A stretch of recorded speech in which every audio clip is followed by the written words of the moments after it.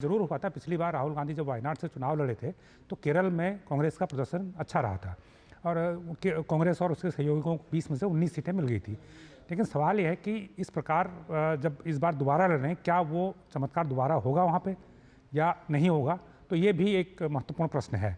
तो मुझे लगता है कि जब ये नतीजे आएंगे तो उससे काफ़ी हद तक चीज़ें साफ होंगी और ये देखना होगा कि राहुल गांधी अपनी सीट जीतने के साथ का केरल में भी कांग्रेस के प्रदर्शन को पिछली बार की तरह बेहतर बना पाते हैं या नहीं बना पाते हैं। बिल्कुल, हम यहाँ तस्वीरें लगातार दिखा रहे हैं जहाँ प्रधानमंत्री अपना तीसरी बार नामांकन भरने के लिए कलेक्ट्रेट ऑफिस पहुँच चुके हैं और एक बार फिर वहाँ पर नारों के बीच में वो वहाँ पहुँचे और अभिनंदन उन्होंने स्वीकार किया वाराणसी वासियों का। और यहाँ पर प्रधानमंत्री मोदी के नॉमिनेशन में शामिल होने के लिए हम देख रहे हैं कि देश भर से दिग्गज नेताओं का जमावड़ा वहाँ पर लग रहा है। मदन मोहन जयराज जी, जिस तरह से लगातार ये बात हो रही है कि एनडीए की एकजुटता को लेकर या उनके शक्ति प्रदर्शन को लेकर, किस तरह से आप देखते हैं इन तस्वीरों को भी, जब तमाम नेता वहाँ पहुँचते नजर आते हैं? योगी आदित्यनाथ को भी हम देखते हैं, लगातार हमने कल देखा रथ पे मौजूद थे। लगातार ये बात भी की जा रही है, प्रधानमंत्री भी बात को कहते हैं कि डबल इंजन की सरकार है जो आपके राज्य को और ज़्यादा वो बूस्ट देगी और उसको विकास के पथ पर आएगी। और उसी तरह से यहाँ पर जब एनडीए के जब पूरा कुनबा इकट्ठा होता है नॉमिनेशन प्रोसेस के लिए, तो वो भी कहीं ना कहीं बेहद महत्वपूर्ण संदेश देता नजर आता है। हमने हमेशा देखा है कि जब भी प्रधानमंत्री मोदी कोई काम करते हैं तो उसे बड़ी भव्यता के साथ करते हैं और काफ़ी तैयारी के साथ करते हैं, पूरी प्लानिंग के साथ करते हैं। बिल्कुल। तो दूसरी बात यह है कि जब प्रधानमंत्री का नॉमिनेशन हो रहा है तो ऐसे में एक स्वाभाविक है कि जो बीजेपी के बड़े नेता वहाँ पर मौजूद रहें और लोगों का भी, चूँकि एक लोकप्रिय नेता हैं तो पब्लिक का भी बहुत प्यार उनके साथ है, तो लोग भी काफ़ी तादाद में आसपास इकट्ठे रहते हैं, उनकी एक झलक देखने के लिए वहाँ पर मौजूद रहते हैं। इसके अलावा जहाँ तक एनडीए के घटक दलों की बात है, कि जैसे कि मैंने कहा कि जिस प्रकार 2014 से बीजेपी अपने सहयोगियों को लगातार अपने साथ बनाए हुए है, उनको साथ लेकर चल रही है, ज़रूरत नहीं होने के बावजूद चल रही है, तो ये संदेश दूसरे पक्ष में जाता है। चुना जाएगा उस प्रस्तावों के तौर पर? नहीं, मुझे देखिए, हमने बहुत सारे आयोजन देखे, प्रस्तावक का भी देखे हैं पिछले 2 चुनावों में। देखिए, जब पार्लियामेंट हाउस बना तो जिन लोगों ने पार्लियामेंट बनाने में भूमिका निभाई थी, तो उन लोगों को वहाँ पर उनको स्पेशली जिस दिन उद्घाटन हुआ था तो उनको बुलाया गया था। बिल्कुल, हम तस्वीरों भी देख सकते हैं यहाँ पर प्रधानमंत्री का कलेक्ट्रेट ऑफिस से, वाराणसी से यहाँ पर तस्वीरें हम देख पा रहे हैं। गणेश्वर शास्त्री जी, प्रधानमंत्री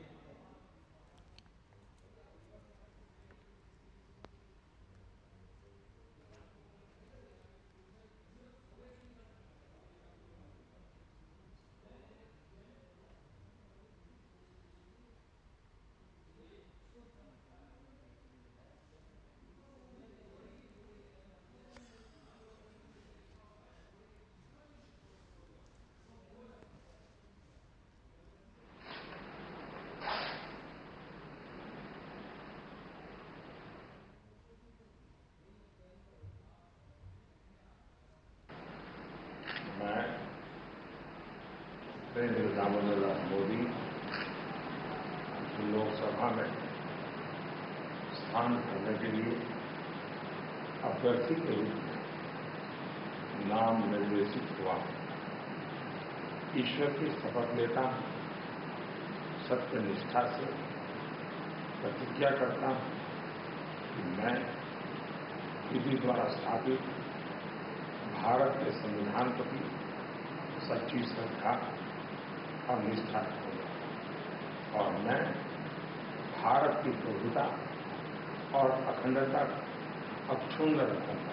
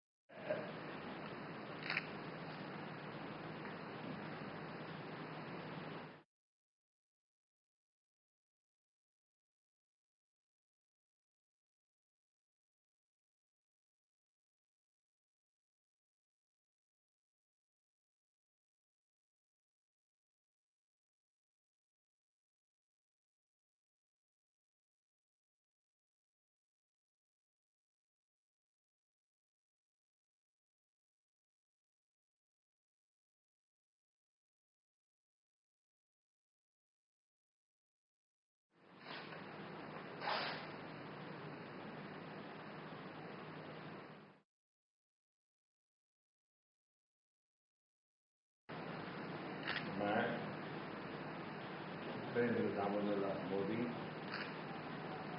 लोकसभा में स्थान करने के लिए अभ्यर्थी के रूप में नाम निर्देशित हुआ।